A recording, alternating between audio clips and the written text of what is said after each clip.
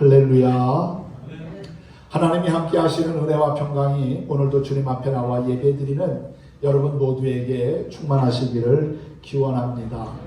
요한복음 21장 15절에서 22절의 말씀을 보면서 네가 나를 사랑하느냐라는 주제로 함께 은혜 나누기를 원합니다. 하나님을 사랑하며 우리의 믿음을 지키며 살아가는 것이 정말 귀한 일입니다.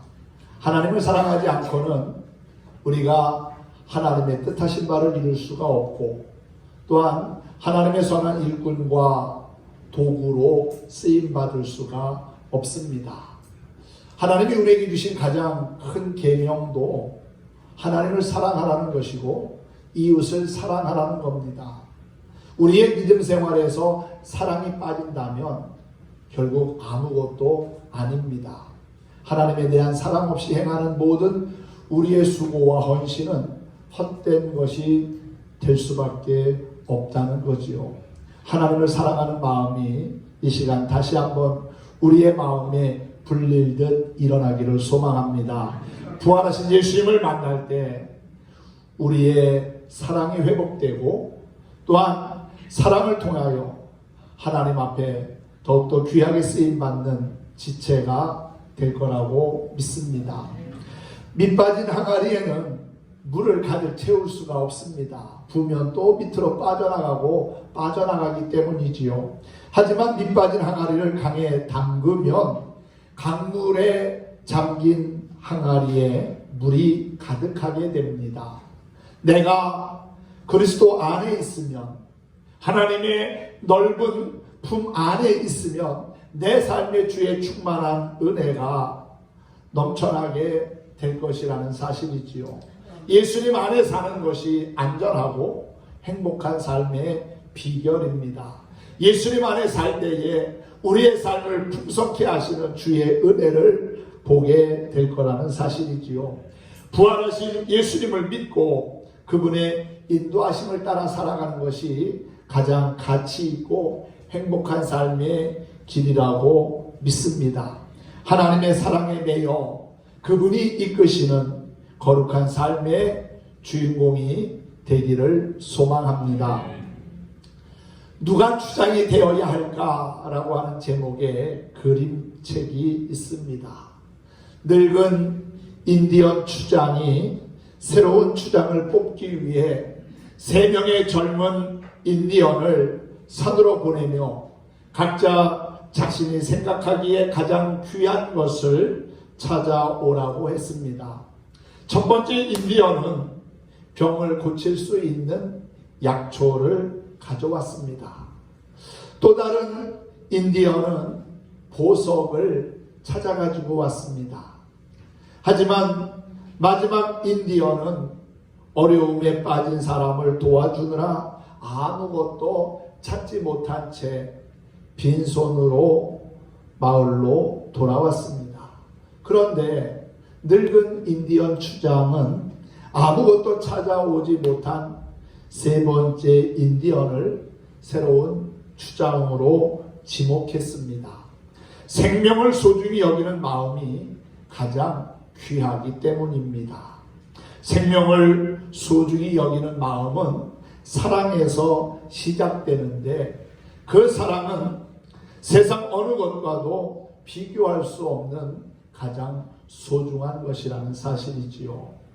여러분의 마음에도 하나님이 주시는 사랑이 충만하기를 바랍니다.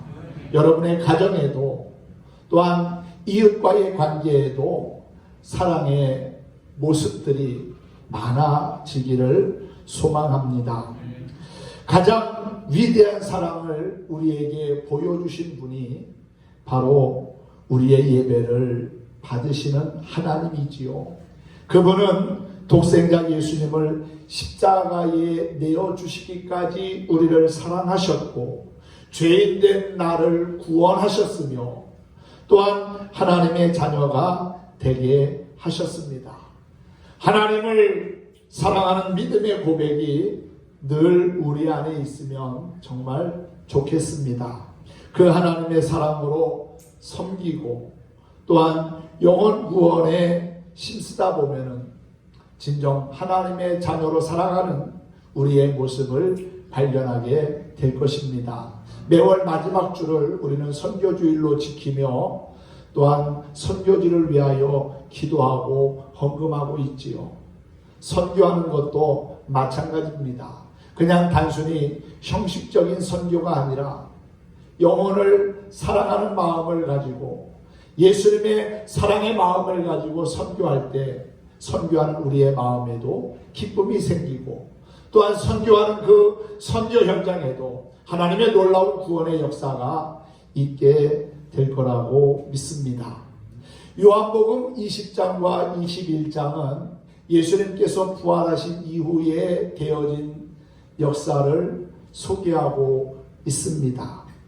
사망 권세를 이기시고 다시 사신 예수님은 제자들을 찾아오셔서 그들에게 평안을 선포하시지요.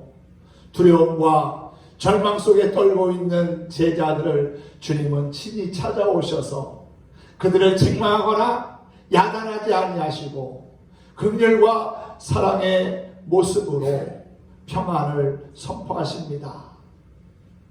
너희에게 평강이 있을지어다. 샬롬 하면서 그들에게 평안을 빌어 주셨습니다. 그리고 성령을 받으라고 하셨고 그들이 해야 할 일이 무엇인지를 사명을 다시 한번 확인시켜 주셨지요. 그 가운데 오늘 특별히 본문의 말씀은 디베리아 호수에서 일어난 사건을 소개하고 있습니다. 제자들은 부활하신 예수님을 만났음에도 불구하고 자신들이 무엇을 해야 할지 아직 알지 못했습니다.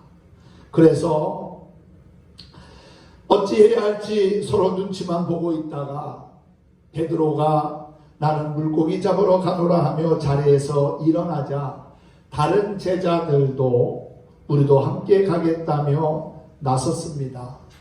예수님을 따르기 위해서 내려놓았던 그물을 다시 잡고 고기를 잡으려고 했지만 마음은 착잡하고 도대체 힘이 나지 않았습니다. 그물을 던졌지만 그날 밤에 아무것도 잡지 못했습니다. 밤새도록 물고기를 잡느라고 애는 썼지만은 헛수고였습니다. 날이 훤히 밝아올 때 예수님께서 디베랴 호숫가에 나타나셨습니다. 하지만 제자들은 예수님을 한눈에 알아보지는 못했습니다. 밤새도록 물고기를 잡느라 피곤해서 예수님을 알아보지 못했을지도 모릅니다. 그때 예수님이 그들에게 묻지요. 얘들아 너희에게 고기가 있느냐? 제자들은 없습니다 라고 대답을 합니다. 그러자 예수님은 그물을 배 오른편에 던지라 그리하면 잡으리라고 말씀하셨고 주님이 말씀하신 대로 행하였더니 이에 던졌더니 얼마나 많은 고기가 잡혔는지 도무지 그물을 들 수 없게 되었다고 했습니다. 이때 제자들은 정신이 났습니다. 정신이 들었습니다. 요한이 베드로에게 주님이라고 귀뜸을 하니까 베드로는 겉옷을 입고서 물 위로 뛰어내립니다. 베드로가 얼마나 감격스러웠으면 그렇게 했겠습니까? 벗고 있던 겉옷을 입고서는 물에 뛰어들었다는 것이지요. 베드로는 본래 성격이 퍽 다혈질이고 감정적이고 급하기 때문에 예수님이라고 하는 말을 듣는 순간 그저 빨리 만나고 싶은 충동에서 물에 뛰어내린 겁니다. 다른 제자들은 작은 배를 타고 고기가 많이 잡힌 그물을 끌고 와서 육지에서 고기를 세어보니까 큰 물고기가 153마리나 되었다고 했지요. 이때 예수님께서는 조반을 먹으라고 하시면서 미리 준비한 떡과 생선을 나눠 주셨습니다. 이것이 예수님께서 부활하신 후 제자들에게 세 번째 나타나신 것입니다. 요한복음 21장 14절에 예수님이 세 번째 부활하신 후에 나타나셨다고 말씀하고 있지요. 첫 번째는 부활하신 날 저녁에 제자들을 찾아오셔서 너희에게 평강이 있을지어다 거듭 말씀하시고 성령을 받으라고 하셨습니다. 그리고 두 번째 나타나신 것은 도마가 제자들과 함께 있을 때 나타나셔서 의심하지 말고 믿는 자가 되라고 말씀하시며 그렇게 자신을 드러내셨고 세 번째 나타나신 것이 바로 디베레아 호숫가에서 물고기 잡는 제자들을 찾아오셔서 자신을 드러내신 겁니다. 부활하신 예수님을 그렇게 제자들은 두세 차례 만났음에도 불구하고 자신들의 사명을 제대로 알지 못하고 있었습니다. 그런 제자들을 예수님은 찾아오셨고 그들이 뭘 해야 할지 그들의 사명이 무엇인지를 다시금 확인시켜 주셨다는 겁니다. 본문은 그렇게 아침 식사를 제자들과 함께 하신 예수님이 시몬 베드로를 따로 불러놓고 말씀하신 내용이지요. 요한의 아들 시몬아, 내가 이 사람들보다 나를 더 사랑하느냐? 아주 짧고 단순한 질문입니다. 그러나 예수님의 이 물으심의 배후에는 매우 깊은 뜻이 내포되어 있습니다. 사랑하는 성도 여러분, 오늘 예수님께서 디베리아 호숫가에 나타나셔서 베드로에게 내가 나를 사랑하느냐고 하신 말씀이 우리에게 은혜와 축복이 되기를 소망합니다. 예수님은 그를 배신자라고 책망하거나 야단치지 않았습니다. 우리는 예수님의 태도에서 베드로를 원망하는 것이나 섭섭하게 생각하는 것이 아니라 사랑스러운 눈으로 그를 바라보시면서 부드러운 음성으로 그에게 말씀하시고 계심을 알 수 있습니다. 예수님을 뵙자 너무 반갑고 감격스러워 물로 뛰어 들어가기는 했지만 예수님을 가까이 뵙고 나니 베드로는 지난 날들의 일들이 생각나서 미안하고 아마도 송구스러웠을 겁니다. 예수님은 어쩔 줄 모르는 베드로에게 말씀합니다. 요한의 아들 시몬아, 내가 다른 사람들보다 나를 더 사랑하느냐? 세 번이나 주님은 똑같은 질문을 하셨습니다. 그 질문 앞에 베드로는 주님 그렇습니다. 내가 주님을 사랑합니다. 주님을 사랑하는 것 아시지 않습니까? 주님은 내 양을 먹이라. 내 양을 치라. 내 양을 먹이라. 같은 말씀을 또 세 번 하십니다. 주님을 사랑한다고 하면서 지금 내가 한가하게 물고기 잡고 있어서 되겠느냐 하는 그러한 의미가 오늘 예수님의 질문과 대답 속에 있는 것 같습니다. 부활하신 예수님을 만나고 이제 새로운 소망을 발견했다면 하나님이 기뻐하시는 일에 헌신해야 함에도 불구하고 오히려 여전히 세상 것을 찾아가고 과거로 돌아가고 그리고 자신이 뭘 해야 할지 몰라서 방황하고 있는 베드로에게 주님은 다시 한번 하나님에 대한 사랑, 주님에 대한 사랑을 확인시켜 주시고 그가 뭘 해야 할지를 분명히 알려주셨다는 겁니다. 내 어린 양을 먹이라, 목양하라는 거잖아요. 양을 치라는 겁니다. 영혼을 구원하는 일에 힘써야지 지금 한가하게 물고기 잡을 때가 아니라는 것을 주님이 말씀해 주고 있다는 사실입니다. 예수님 편에서 보면 아마도 베드로에게 하고 싶은 말 많았을 겁니다. 다른 사람은 다 몰라도 나는 예수님 지켜드리겠습니다. 다른 사람은 예수님을 버리고 도망할지라도 나는 끝까지 주님 곁에 있겠습니다. 큰 소리 쳤던 베드로였지만 주님이 잡혀가실 때 그는 도망쳤고, 또한 주님을 모른다고 3번이나 부인하고 저주하고 맹세까지 했었던 사람이 베드로지요. 그러한 베드로에게 주님은 3번이나 네가 나를 사랑하느냐 하는 질문을 합니다. 물론 베드로 편에서는 자기가 선생님을 3번이나 부인한 것 때문에 나에게 3번 묻고 다짐하는 것이 아닌가 생각할 수도 있을 겁니다. 그러나 예수님께서는 그렇게 사랑하는 제자의 약점을 꼬집어가면서 말씀하시는 분이 결코 아닙니다. 3번 부인했던 그 부끄러움을 씻어주시고자 3번 사랑을 물으시고 확인한 거라고 이해하면 좋을 것 같습니다. 예수님이 이 시간에 우리 앞에 나타나셔서 당신의 못자국난 손을 보이시면서 부드러운 음성으로 내가 나를 사랑하느냐고 물으신다면 여러분은 어떻게 하시겠습니까? 주님은 우리 개인에게 물으시고 다른 사람이 나를 대신하여 대답하는 것이 아니라 내가 직접 주님께 대답하길 원하십니다. 베드로는 예수님의 제자며 사도였습니다. 교회의 직분으로 따지면 최고의 직분을 가진 자입니다. 그러나 주님은 그런 사람을 향하여 내가 나를 사랑하느냐? 그렇게 물으셨습니다. 왜 그랬을까요? 제자일지라도 사도라고 할지라도 예수님을 사랑하지 않을 수 있기 때문입니다. 가룟 유다를 보십시오. 은30에 예수님을 팔아버린 제자입니다. 가룟 유다는 예수님을 사랑하기보다는 오히려 물질을 더 사랑했던 사람인 것 같아요.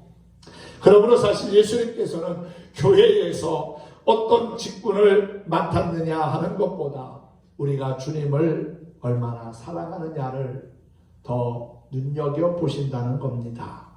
우리가 귀한 직분을 맡았음에도 불구하고 예수님을 사랑하지 못해서 파괴적인 일을 할 때가 얼마나 많은지 모릅니다. 말로는 예수님을 사랑한다고 하면서 우리의 삶의 모습은 전혀 예수님을 사랑하지 않는 모습이 드러날 때가 있습니다.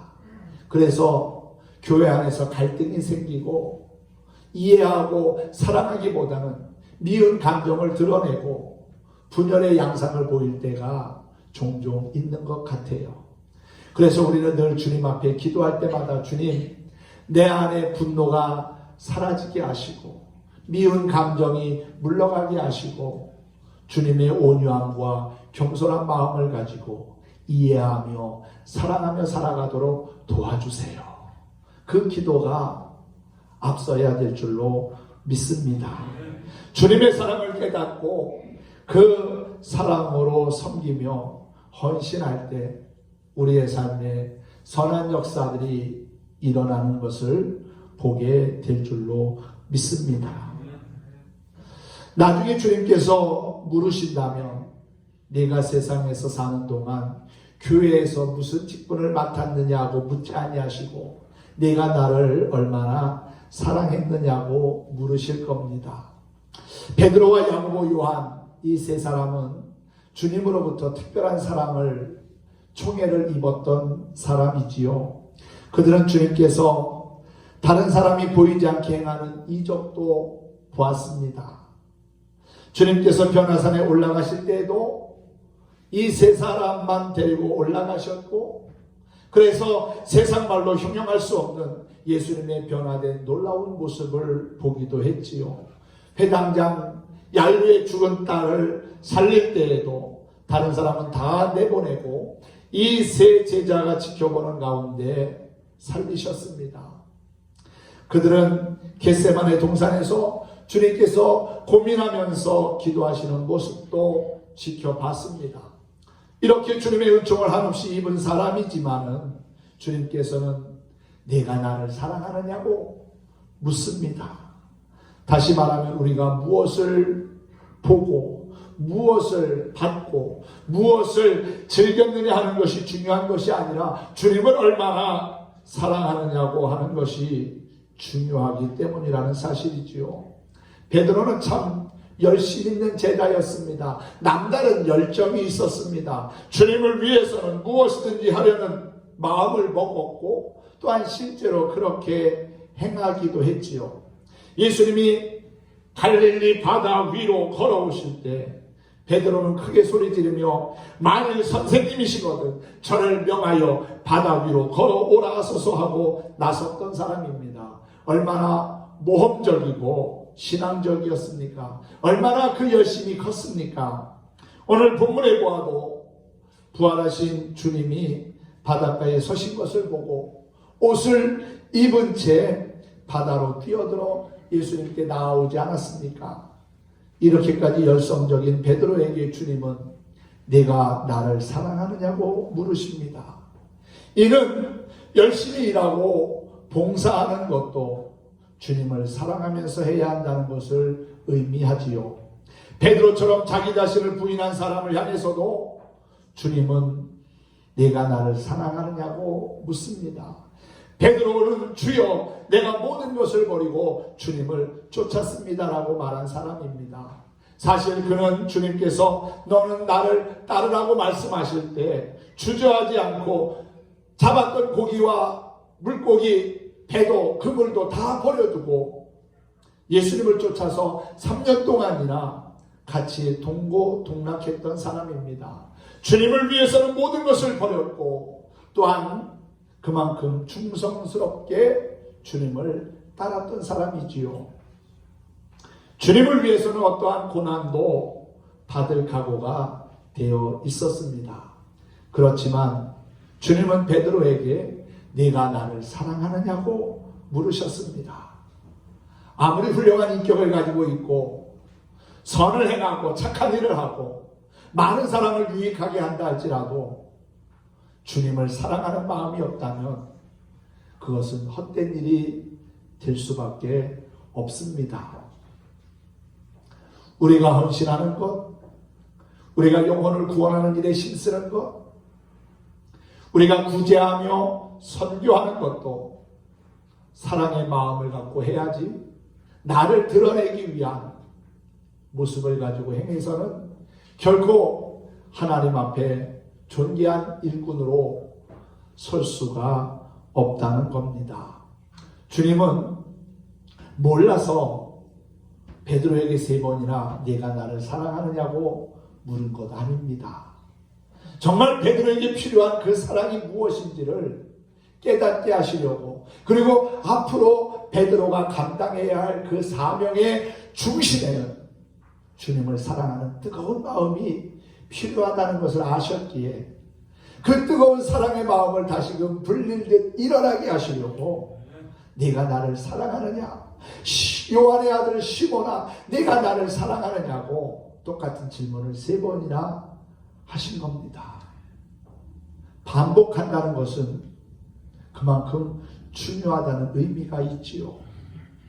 그 질문 앞에 베드로는 3번 똑같은 대답을 합니다. 내가 주님을 사랑하는 줄 주님께서 아십니다. 내 어린 양을 먹이라. 내 어린 양을 치라. 내 양을 먹이라. 3번이나 주님 말씀하셨고 3번째 질문 앞에서 베드로는 근심하여 대답합니다. 내가 주님을 사랑하는 줄을 주님께서 아시나이다. 그러자 다시금 내 양을 먹이라고 또 한 번 말씀하시지요. 양을 돌보는 일, 목양은 그냥 되는 게 아닙니다. 사랑의 마음을 가지고 헌신하며 그 사랑의 마음을 가지고 돌볼 때 양, 목자를 믿고 따라오고 풍성한 꼴을 먹을 수 있는 것이지요. 물론 3년 동안 예수님을 따라다니면서 베드로는 나름대로 열심을 가지고 섬겼고 헌신하고 봉사했습니다. 사랑의 마음이 없이 행하지는 않았을 겁니다. 그런데 십자가에 달려 돌아가시는 예수님의 모습을 보면서 3번이나 예수님을 모른다고 부인하고 저주하면서 주님에 대한 사랑의 마음이 많이 식어졌던 것 같아요. 우리도 신앙생활 하면서 나름대로 열심을 갖고 예수 믿는다고 하지만 뜻하지 않는 일로 또 여러 가지 시험과 고난으로 주님을 향한 우리의 사랑의 마음이 식어질 때가 있습니다. 그 식어진 사랑을 다시금 회복해야 될 줄로 믿습니다. 지난 2달간 코로나19 바이러스로 말미암아 예배가 중단되기도 했고 또한 온라인으로 전환되기도 했고 많은 사람들이 전염병에 대한 두려움 때문에 예배 현장에도 나오지 못하는 그러한 안타까운 일들이 있었습니다. 아직 상황이 종료되지는 않았지만 그래도 많이 안정되어져 가고 있지요. 감사한 일입니다. 그런데 코로나19 이후에 우리의 믿음과 신앙을 다시 한번 점검해 볼 필요가 있습니다. 하나님에 대한 사랑이 우리 안에 과연 얼마나 있었는지 말이지요. 그 사랑을 다시금 회복해야 합니다. 예배가 회복되어져야 하고요. 하나님에 대한 믿음이 회복되어져야 하고요. 하나님에 대한 열심이 회복되어져야 하는데 주님을 사랑하는 마음을 가지고 회복해 나가야 될 줄로 믿습니다. 사랑이 없이 행하는 모든 일은 결국 나의 욕망과 또한 나의 만족을 위한 일이 될 수밖에 없습니다. 그래서 주님은 우리에게 진정한 사랑을 가지고 헌신하고 진정한 사랑을 가지고 선교하고 또한 진정한 사랑으로 서로 돌볼 것을 권면하고 있는 것이지요.